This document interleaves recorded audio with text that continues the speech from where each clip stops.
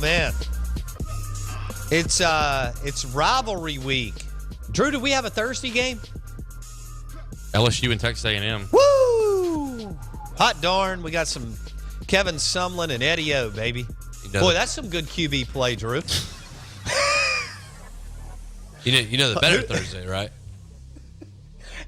Hey, you want some good quarterback play? I think that you would rather watch Cowboys Redskins, considering the way those two guys are playing at the QB position. So Dak turns right around and plays Thursday against the Redskins. That's the and a former Michigan State. They're both from MSU. Did y'all get that? Bam. Michigan State, baby. But look, I'm very glad he's playing. Very glad he's playing on a big. I mean, not that he hasn't been playing on a big stage, not that he hasn't had a lot of eyeballs on him, but Thanksgiving Day, Dallas, dude, the guys, he's got to be waking up going, pinch me. This is a dream. A dream. He didn't even think he would play this year. He wasn't guaranteed a roster spot. People thought he would make it, but he wasn't guaranteed a roster spot where he was drafted. Whose dream is bigger? Who's living more of a dream, him or Jerry Jones, figuring Jerry did everything in the world trying not to play it? I don't know, man. I mean, Dak is just, can you imagine what the last 3 months have been like for him? No. I can't. No one can. I mean, maybe, I don't even think Brady could. Look at that. All right. Is that ours or ESPN? It's not ours. Okay, cool. Man, Dak against Kirk Cousins. Excuse me. Dak against Kirk Cousins. Thursday. Cousins playing pretty decent ball. Yeah.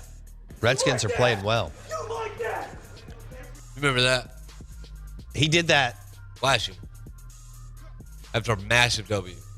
I thought it was this past weekend. Oh, no. Nah, it's last weekend stuff was pretty good too, but I mean this. You like that? Whenever he's running into the locker room, pointing at all the reporters. Wow. Kurt, man. He's a franchise quarterback. Do you want to tell us about Blake Bortles and Drew, tell me Blake Bortles' fantasy stuff. Oh, it's all fantasy. It's all fantasy. I wouldn't know. I started Derek Carr over him. Derek Carr did not play well this weekend. Neither did my fantasy team. Yeah. From what I hear, yours did. Man, we're on a roll. Yeah, I believe you've won about 5 or 6 straight. I'm excited about it. I don't think anybody's going to stop. Of course, it doesn't mean anything until you get to the playoffs and win. It's kind of like that deal. The regular season doesn't matter, but you got to get to the playoffs. Hey, can we pull up Brett McMurphy discussing Texas boosters and Charlie Strong? This could have a ripple effect on your Southeastern Conference, whether it's your coach or teams that you play. This is Brett McMurphy, ESPN. Prominent boosters at the University of Texas are putting extreme pressure on the administration to fire Charlie Strong after the season and hire Tom Herman. It's basically based on Thursday's upset of Louisville. Before that, Herman's had kind of taken a little bit of a slide. They were 2-2 in the month of October, had lost to Navy and SMU. If you're a Texas booster, you cannot lose to SMU in anything. Yeah. But then since that happened, they had the huge win against Louisville, and so now they have totally flipped. They're back on the Herman bandwagon. An industry source told me that the bidding, they expect to start at $5.5 million for Herman. And basically, Texas's boosters are now putting the pressure on the administration, which has backed Strong all season. They've been very outspoken with that they back Charlie Strong. Yeah. They want him to succeed. They don't want to have to pay the $10 million buyout. But now they're getting all this pressure to make the move so they don't lose Herman to somebody else. The bidding starts at $5.5 million. Charlie Strong's buyout, Drew, is around $10 million. 10, yes. I guess they could negotiate that down a little bit. If you're Herman. But They play poker with that Oh yeah. at the Cigar and Bourbon Club in downtown Austin. $15 million is 6 to 8 guys hanging out on a big poker game in Austin, Texas. Chump change. Question: if you're Herman, why in the world would you take 5? You have every bit of leverage. I'm taking 7. Why wouldn't you? Well, I think that I think Herman can name his price. I agree. The boosters want him, but the biggest key there, and Brett nailed it here. They don't want to lose him to someone else. Do you think he really has a burnt orange shirt already in his closet? I believe he does. I believe they already have. Tom Herman, head coach at Houston, for those of you who may not know, who we believe is the number 1 pick, or the number 1 candidate for the Texas job, but we'll see. LSU, it may be Herman too. It may be Jimbo. I don't know what UCLA is going to do. What Texas Tech will open? Would Dan go there? I think he could. You know, Sexton's his agent. Even with this poor year, he's had 6 straight bowl games. But would you go to Lubbock? I was about to say, how metropolitan of an area is Lubbock? It's like Jackson, right? but it's Dan want to go way, there? way away from Dallas and Houston. Right, but Dan and Megan have been It's not. not metropolitan. Well, there's no prospects. Not All their the cup of tea. prospects are in the. I mean, you have some rural area kids, but they're in Dallas, Houston, San Antonio. You know, Austin has grown. College Station has grown. So, Would the worst case scenario for Texas be that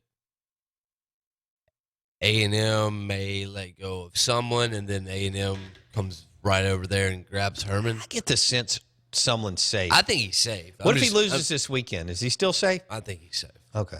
But I'm wondering, you know, with everything that's been happening. Remember, we gave the numbers. So you know he's couple got to months start ago. a freshman at QB. You could be staring 6-6, 7-5 in the face next year, compared to how he started 11-2 with Johnny Manziel and Kevin Sumlin at A&M. You know he's not a college football playoff coach. Correct. Do you prolong the inevitable, or do you make a change They're going to prolong it. and try to get Bielema, Gundy, Patterson, Fedora, which you shouldn't. For some you should reason- just keep Sumlin. For some reason, he's going to get an upgraded job. And it is amazing how people don't do their homework. I mean, you go to boards and people think Larry Fedora is a good coach. You remember a couple months ago when we gave the numbers about A&M in Texas and how much A&M is growing as far as fan base and in Texas? Had started to dominate the Houston market. Right. Wouldn't that be just a travesty for Texas to lose Herman to A&M? What if A&M did that? But I think if you're Herman, you'd rather compete in the Big 12 than the SEC West. without But question. I'm not sure guys like. Depends on how they're wired.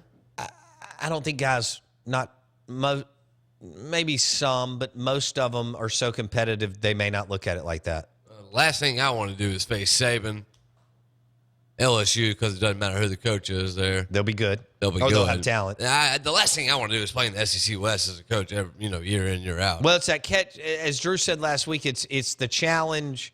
You can tell it's a rush even for Mullen and Bielema, Oh, yeah. who are the 6th and 7th recruiters are tied for last in the division. And they're all wealthy as you know what. Right.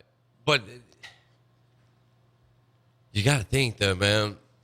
Wouldn't you rather be able to take an easier route to get to that college football playoff? Isn't that rush better than the rush of playing in the SEC West every single game like that? I understand that's a big rush every single game they play in conference, but isn't the rush of playing in a college football playoff game bigger than all of those combined? No doubt.